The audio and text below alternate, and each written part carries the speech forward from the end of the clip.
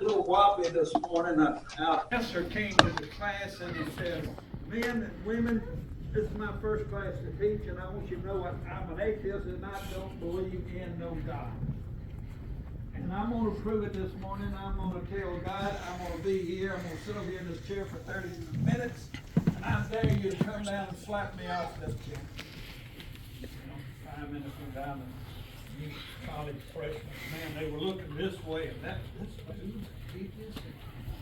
Oh, look at, well, 5 minutes going by, ain't no God come by here yet. You know, they were looking this way, and another 5 minutes, I got 20 more minutes, and I'm waiting on God to come down here and knock me off this chair. Well, 15 minutes went by, 20 minutes went by, 25 minutes went by, and a Marine that was sitting over in the back over there, just fresh out of Army, that was there to get some knowledge, he just walked up there and knocked him right off of that stool. Teacher got up and shook me, what'd you do that for? Well, God was busy and he sent me this morning. So God sent me here to share, and I'm going to share with you Isaiah chapter 46, and we're going to bring back some memories. A lot of this is for seniors. We that are growing old, we're from the old school, and we don't have too much further to go. You said the bill is 85. I just turned 85 this year, so I guess we got something coming, 1938. Well, here Isaiah, I'm a preacher, and he's watching. 46, chapter 46, and the writer says here, this is from Isaiah's writing, Baal bowed down, and Nebo stooped. Their idols were upon the beasts and the cattle.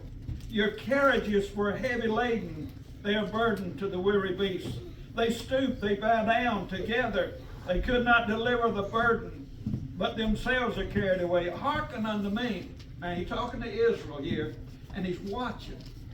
He's watching as a group of folks are coming in, and they're taking these strange gods, the idols, down. And he names to here Baal and Nebo. And they're going to be carried away into Babylon. And they're stripping them of their gold and silver, and they're putting on their carriages, their mules, their camels, or whatever, and hauling them away. And Isaiah says, I got better news for you. That's the things in the past. In Israel, you haven't done what I've told you to do, and because of that, you're carrying away. And this is what he says. And even to your gray hair, we got it, haven't we? Do like this, we getting it. If you ain't got it hanging around, live long enough, it's coming. Gray hair is coming. Even to your old age, I am he. Even to your gray hair, will I carry you. I have made you, and I will bear. Even I will carry and deliver. So, he's talking about old age. And we're going to share with you a little this morning. We didn't get to finish last year because we had to leave early. We didn't get any victuals, and we were hungry, and we pigged out when we got home, and it was hot and whatever. But this is for those that are growing old. And old age has his peculiar memories. Memory is something that this world cannot take away. Even death cannot hide the memories that we have. Those memories are there. In the middle of the night, we'll wake up and our mind is clicking. We're thinking about from the first time we started to remember until the gray hairs to the very day, our memory will come back. And here, Isaiah saying, I got something for you, even to your old age, from the time you're pulled from your mother's womb and down to the time we breathe our last breath, our memory is going to be with us. And I want you to go with me this morning to a time that I sat in the Greenville Federal Courthouse in Greenville, Mississippi, and listened as the judge pronounced 35 years and $1 million fine to Coach Boland, who coached football at Hatley High School just out from Amory. Coach Boland was sentenced to 35 years and $500,000 fine because he had molested children. And the 30 years he was there coaching, he would get the junior boys and take them over into Alabama or whatever and such, and he got caught. And he was there, and he stood. I sit there and watched him as he came in that yellow jumpsuit with his handcuffs, leg arms on, and this is what this was his testimony after the judge had sentenced him to that time. He says, I've let so many people down. God has given me family that I've treasured more than gold and silver, but I've caused them great immeasurable harm because of my sin. He's given me friends I've always cherished. They've turned them away in my family. I have memories that no man can take away, and that is because of my sins. Here's a man that would spend the next 40 years in the federal prison of Montgomery, Alabama, who molested children. And then from Greenville to a courthouse in Aberdeen, Mississippi, because of the federal charge crossing over into Alabama, and then the state charge of Mississippi. I sit there and I watch the families as they came in and testified, tears shedding big as elephant tracks because of the things that happened to their junior boys. And I've seen him sit there and he begged for forgiveness. He writes occasionally and I'll write him back. But the memories there, the memories. We came up from Amory right on up through into the church here. We passed the old Benjamin farm down there. Jim Benjamin, who had lived there forever. I think Lanny still works there. Maybe some of the relatives do the farms and such. But my mother wrote in my Bible about Papa, Granddaddy Benjamin, and this is what she wrote. By the sweat of his brow he made the living, plowing by hand stubborn mules, borrowing money in advance on cotton, not yet produced on poor land. It was a depression. The lower 40, he had corn for grind and for feed. And he gave mother an acre so she could keep for her own. He was strict. And we knew better to talk back to him. His theory was discipline, hard work, and honesty, all of which paid off for us 11 kids. And as we drove by this morning, I thought about that Mother had I didn't get to know my grandpa, Jim Benjamin, but I was 3 or 4 when he passed away. But I can remember those 11 kids, so to speak, that grew up, and my mother was the last one of those 11 that died. And I conducted her funeral, and she was 10 days shy of 100. And there was Uncle Barney and Uncle Dudley and Uncle Charlie and Uncle Clay, and then there was Edna and Faye and Beulah and Amelia, and then Q-Bell. Q-Bell was my mother. And those memories hover around us like a fog on an early October morning. When we backtrack and think about, and Isaiah is preaching here, he says, those days are gone, you worship the foreign gods, and they could do nothing for you, but even now, he said, from your birth, I am he, even to your gray hairs. So folks, if we live to be 85, if we check out of this world before that, there are some memories that haunt us. And older folks like to talk of the yesterday. We like to talk of what happened back in 42 when the crop failed. We like to talk about the Depression in 1929 and 30, and we didn't have 2 nickels to rope together. We like to talk of the tough times and the hard times, the times that God was with us, the times that we wanted to quit and give up. But Isaiah says, hey, I'm going to be with you. I'm going to stick with you. From the time that birth until God calls you home, I'm going to stick with you. We live in the past, and we get hungry for the future. A song that's in Peggy's book there, and she does so much for me, and she's a special friend after my wife died, and she's helped me in revivals and such over the years in the past. But I love that first song in her book, and it's entitled Precious Memories. Precious memories, how they linger, how they ever flood my soul. In the stillness of the midnight, precious sacred scenes unfold. When you can't sleep at night because of the aches and the pains and the disappointment, and the cancer's getting closer to taking your life, or the Alzheimer's is stealing the very thoughts, and your memories backtrack to yesterday. I can remember picking cotton over there behind the old Benjamin farm. I can remember picking the cotton down here in the Mill Creek bottom. And Mother wrote in the Bible, she says, I want to remember Papa. By the sweat of his brow, he made the living. Planting by hand, plowing by stubborn mules, borrowing money advanced on the cotton crop that was yet produced on first harvest. And they were tough times, and the memories are there. And we've got memories that hover around us like the precious memories. Unseen angels sent from somewhere to my soul. How they linger ever near me. Precious sacred scenes unfold. J.W. Wright wrote this song after leaving a newly made grave and walking back home to his home that he had buried his wife. He sat down at a piano and put the words to music, and he wrote precious memories. If you're not very careful, young folks, somewhere down the road, you're going to remember this special day, 1923, at Union Baptist Church. You're going to remember the precious memories that flood your soul when you wake up in the middle of the night. When you got your back against the wall, you don't have anything to show for it. Isaiah says, hey, hang in there. Hang in there to your grave. I've made you, as God says, I've made you, and God's going to bury, He's going to carry. So you can remember, older folks, how you helped the sick, how you maybe raised some children, and out of those 11, it was 12 in the Benjamin family, but one died in infancy. Infant mortality was real high in the 30s and the 20s and such.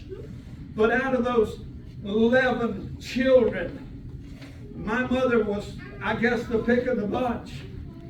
I'm told that Papa Benjamin would get her down in the bottom 40 there in the old truck and teach her to drive, and she said, I ain't don't want no teaching to drive and such all of it. And she never did drive. 100 years of age, but she would tell me, she would pray for me when I was out in the world, and I'd come in the middle of the night or 1 or 2 o'clock in the morning and come into the old house, and they just tore it down this past year. It was 110 years of age. But soon as I'd hit that front door on that hall that ran down between the rooms over there, she said, James Huey, is that you? Who else would it be at 2 o'clock in the morning, folks? And I could hear her praying, precious memories sent from somewhere to my soul. In the stillness of the midnight, echoes from my past I hear, old time singing, gladness bringing from the lovely land of somewhere. Isaiah says, memories. He's talking about the memories. So old age has its peculiar memories.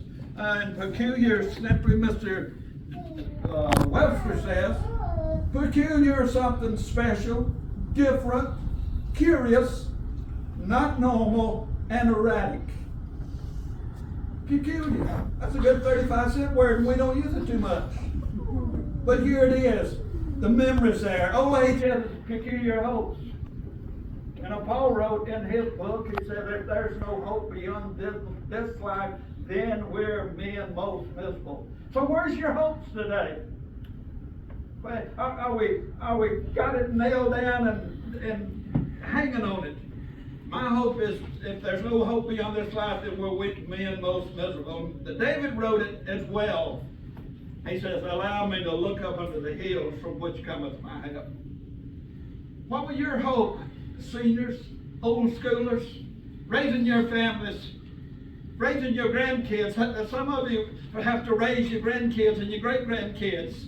Peggy has adopted her great-grandson, Isaiah. He'll be 14 in September.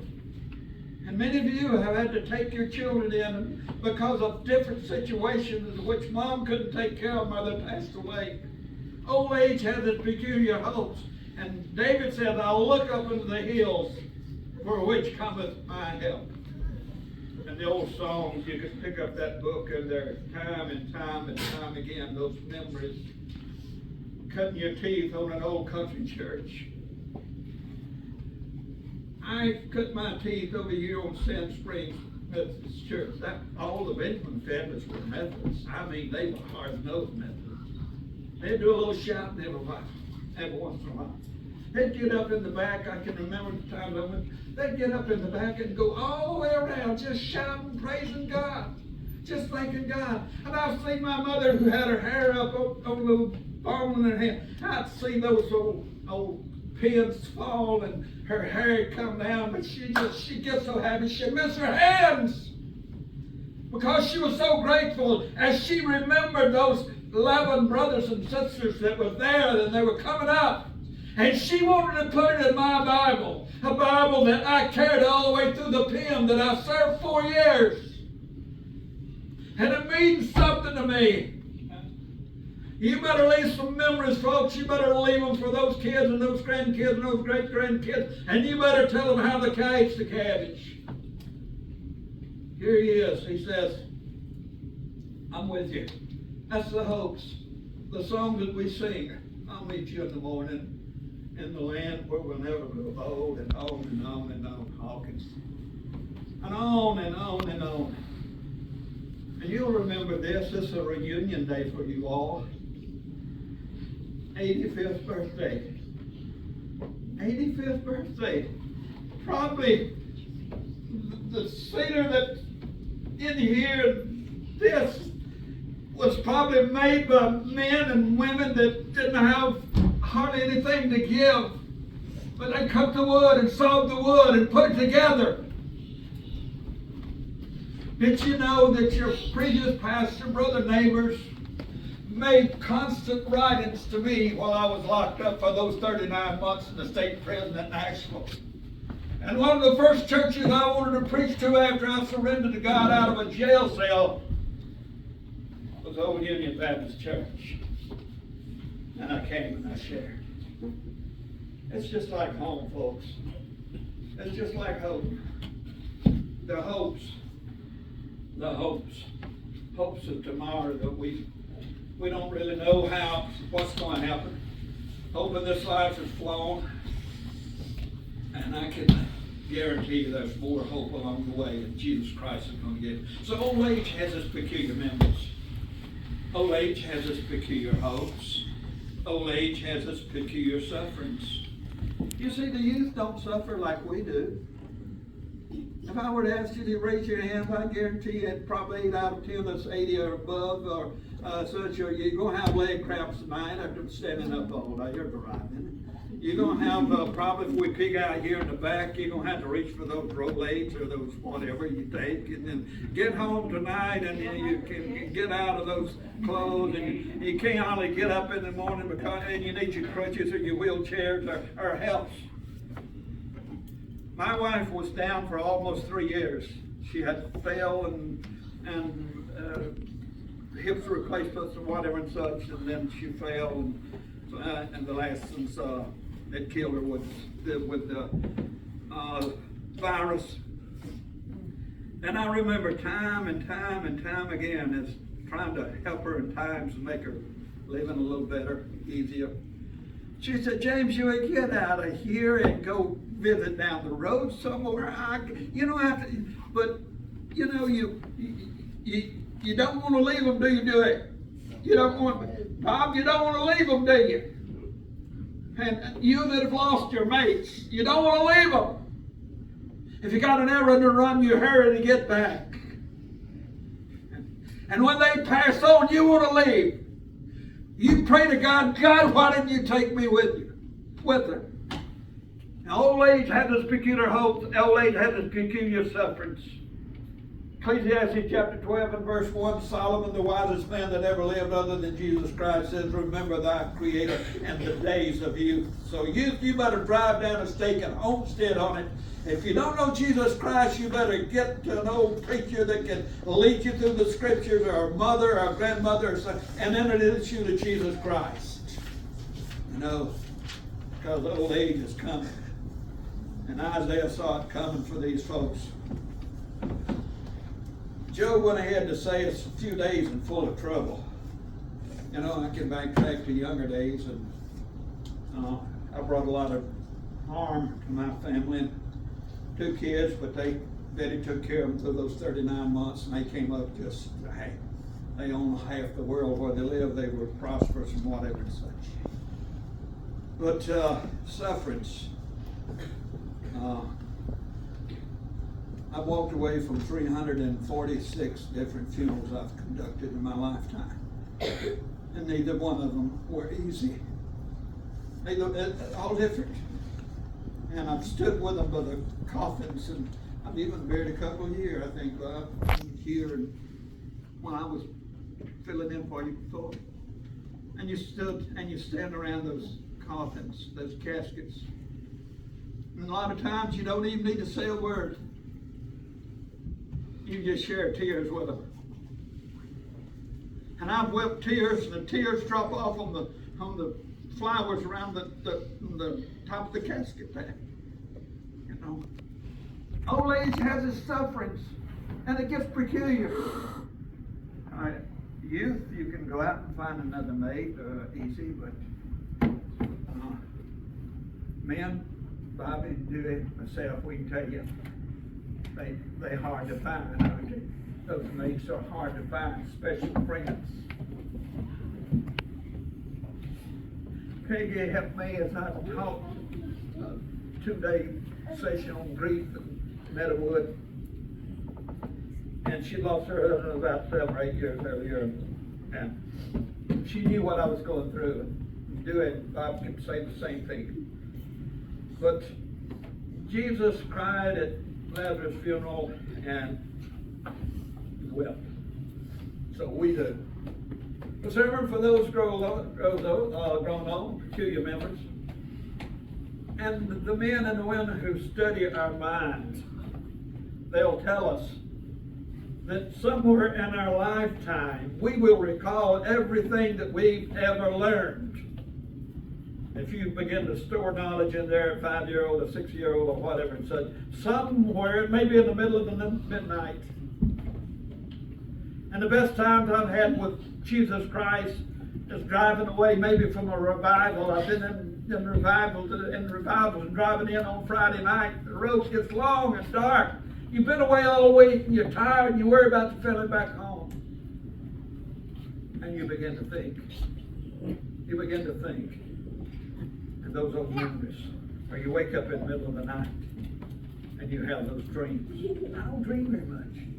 Peggy says she dreams every night. She remembers everything. Y'all may do the same. But the suffering comes as we get old. And God said, I'm going to be with you through your blessings. I'm going to give you some this and this and this.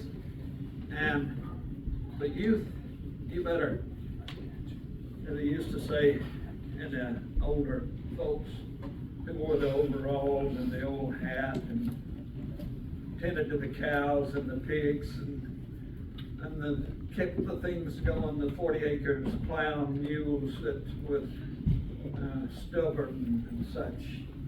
Those memories are there. Youth, you better nail them down and you better homestead on them. Those, you know. He says, here I'm with you. Peculiar memories, peculiar hopes, peculiar sufferings, and peculiar duties. Old folks, you listening to me? You've got peculiar duties. You got something to do. Someone has said, I like my bifocals, my dentures fit me fine, my hearing aid is perfect, but oh how I'll miss my mind. That ring a bell with some of you do like this. Don't sit back here and quench it. Y'all know exactly. I like my bifocals, my dentures fit me fine. My hearing aid is perfect, but Lord, how I miss my mind. No, I don't have a denture. I still got most of them in there. I don't have a hearing aid, although I'm told, hey, you need to, whatever. But old age has its peculiar duties. And the best duty you can do, I don't know how many have been here or was here last year at this time or whatever and such, but the greatest joy preacher we have on Sunday mornings as we look out the back door and maybe get the cars coming up and maybe few. You may have 25, you may have 30, you may have whatever. But the greatest enjoyment I love to see after pastoring for 52 years is see you coming in. If you, maybe the wife's on a cane and maybe the husband on a walker, but you come down the aisles and you got a favorite spot and you sit down here. And if you want to really get a hold of God and you call on someone to pray, I'm going to call on those seniors. Because they've got it. They got wisdom. They got knowledge. And you've got duties to do. You've got to tell these kids, these grandkids, there's a jail cell out there for you. I was told that. But I didn't listen. I didn't listen. Over here at Sand Springs Church, Bobby, when we used to go to school, they'd bring us to the church when we had revivals. We had summer school then. And then they'd let us out and pick cotton. And I came to Sand Springs Methodist Church on that bus for something in 1953. And Miss Addie Williams was there. And I can remember it yesterday. They didn't mind getting up and walking over to a junior or teenager and put their arms around them and pray for them. And you sat there and you shed tears big as elephant tracks because the Lord is dealing with you. But you slip away. And then years later, I got out of prison in 71 and I came back in the summer of 71. Sand Springs was having a revival. Earl Cooper was the pastor. I was in school with him in Blue Mountain. And I held that revival. And Miss Addie, I went around and snatched her up out of that seat. She said, Miss Addie, you don't remember, you probably do. She said, I remember James Huey Rutledge. I remember. I prayed for you when you in the pen and all that stuff. But God had turned me around, see. And I went back to that old church and helped revive. Old age has its peculiar duties. Tell those great-grandkids and those grandkids to throw those stupid phones away. They take about 8 or 9 hours of your time every day. We're raising the dumbest bunch of kids in any generation. All they know is they can't get it quick, they want that quick gratification. If they can't get it, they fall apart like a $2 watch. You know, before Betty died and the kids come home for holidays and such, a little basket inside the foyer there. They knew to put the phones in there. If they come for dinner, if they got the boyfriend better not come. You ain't calling. I want to have a blessing around the table and then kind of share with them. You got duties. You got duties. Don't say I'm too young, I'm too old, I'm too wore out. You know, I was wore out as a can of sauerkraut, but hang it as a can of sauerkraut.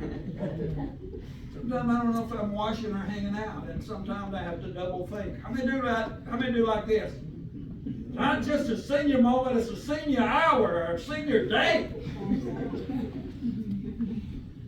Old age has this peculiar memories. Old age has this peculiar hope.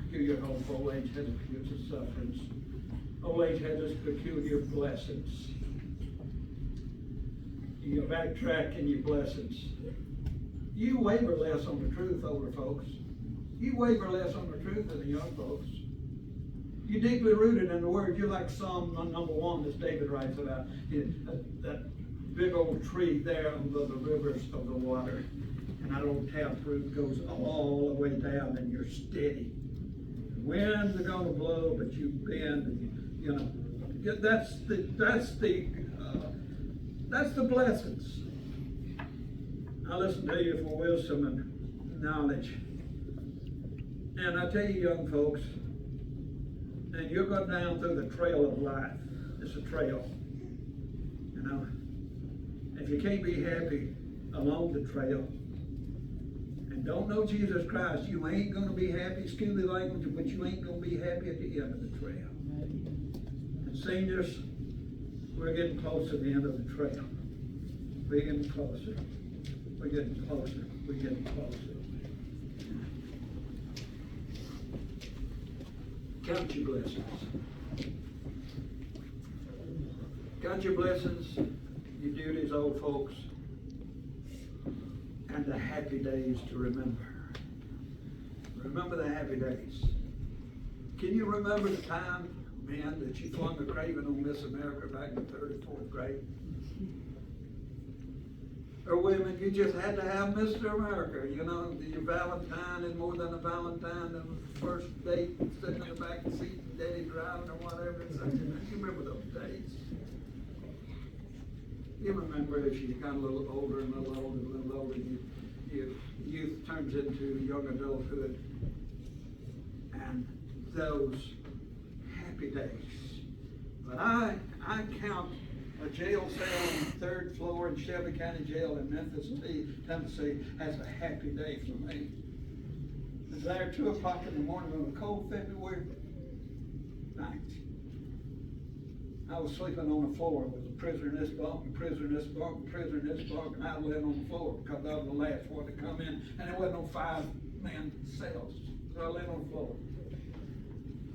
And I woke up just sweating. Here it was in the middle of the winter, half the windows panes out of that old stupid jail, and I woke up just freezing to death, and I was shaking and sweating and probably doing some cursing too. And God spoke to me. You know, happy days to remember. I remember those kids, the birth, and all so happy. Remember the first grandbaby, the first house you bought, the first old ragged car you get paid off. The first of this and the first of that, and the first of the house and all this stuff. But happy days, the day of salvation. You just kind of wave, flag, and surrendered. And Jesus Christ came into your heart with just a gentle, soft voice. And you've committed your life to Him. And you've raised those families that you can be proud of. You may raise some kids that just like the black sheep of the family, 1 out of 5. But happy days. There's happy days and there's worst, W-O-R-S-T, worst days in your life. I want you to think this morning the worst day of your life. Juniors, teenagers, seniors, older folks, those over the hill or whatever. What was the worst day in your life?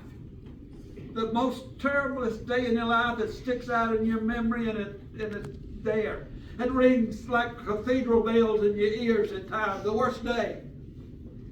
Maybe your home burned. Maybe you lost a wife in an accident, a child or something. And the worst day. Well, let me tell you something. The worst day in your life is going to be better than the best day in hell if you don't know Jesus Christ. You got me? Do like this. The worst day in your life is going to be better than the best day in hell. If we don't do like Isaiah says here, just hang in there and let God carry you.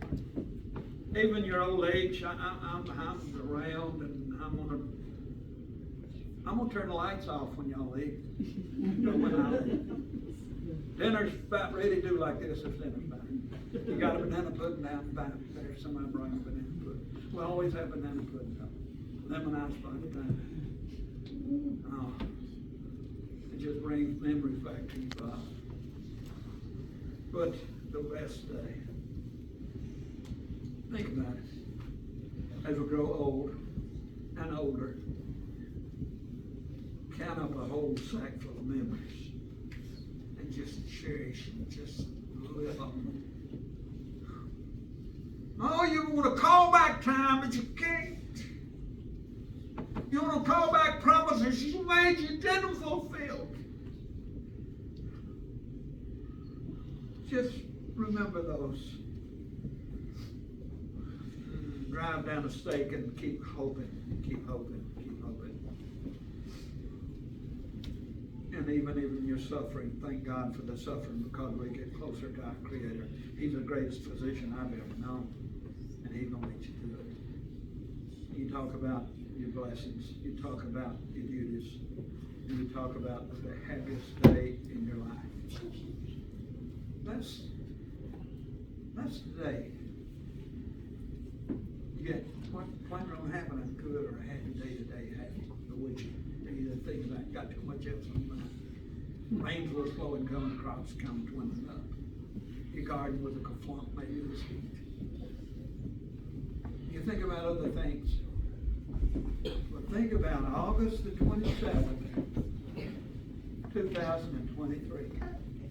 He may have driven like you and his wife, have over 100 miles to get here. Taking out about 50 miles away. Mom, out here, somebody in Blue Mountain, you all in whatever, whatever. But think about today. That old country preacher, 85-year-old dummy that you know, that maybe God's word has been clicking in your mind. And sometimes when you can't sleep or something, you're just wore out. Turn on over to Isaiah chapter 46 and remember what God says. Your old age, your gray hair, I will carry you. I made you. I created you. God created us. He's providing for us. He'll sustain us out of this little life right into the next. And I will bear. I will carry. It's going to come a time that we may be on walkers. We may be in a wheelchair. We may have fallen, broken a hip, and can't get out of that bed. But if you know Jesus Christ, Job said it's just a few days and full of trouble here in this life. And I want to be Peggy and Hawkins. I want to be in a land where I'll never grow old. Never grow old. Have you thought about that? In a land where we'll never grow old. If you will, y'all pick out an invitation hymn over there. And I'm going to close in prayer and give you a chance. You can't say, well, that preacher didn't give no altar call, or he didn't give no change or nothing, and I just you didn't have an opportunity to accept Christ. I wanted to make a move, but I didn't have an opportunity. Baptist churches and Nazarene churches are notorious after the message is preached that they give a time to respond to an offertory hymn, not an offertory hymn, but an inspirational hymn. What's it going to be? I'm going to do never grow old. I sweat, never grow old. All right, as they make their way up.